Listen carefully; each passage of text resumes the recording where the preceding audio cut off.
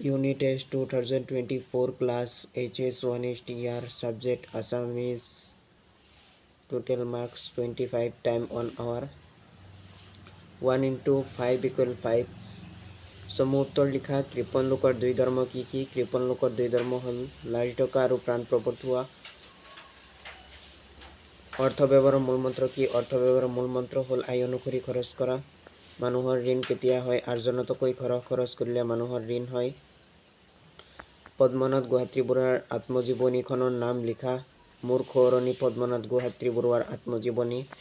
আগৰৱালা পকী ক'ত অৱস্থিত? আগৰৱালা পকী তেজপুৰত অৱস্থিত। উত্তৰ লিখা 2 নম্বৰ। লেখকৰ মতে কি দুটা বৃত্তি ফলিওৱাৰ বাবে অলপ ধন লাগে? লেখকৰ মতে সহজ আৰু অসহজ বৃত্তি ফলিওৱাৰ বাবে অলপ ধন লাগে। কি দুটা কাৰণত মানুহে কৃপণালি কৰে? পদ্মনাথ গোহাঞি বৰুৱাই ৰচনা কৰা দুখন নাটকৰ নাম লিখা। পদ্মনাথ গোহাঞি বৰুৱা দেৱ ৰচিত 3খন গ্ৰন্থৰ নাম লিখা।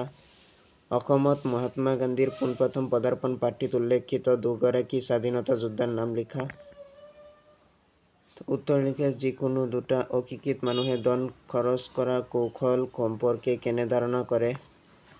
মানুহৰ ঋণক কিয় পাপৰ লগত তুলনা কৰে? লিখা। গান্ধীজীৰ প্ৰথমখন ভ্ৰমণ সম্পৰ্কে এটি টোকা প্ৰস্তুত কৰা।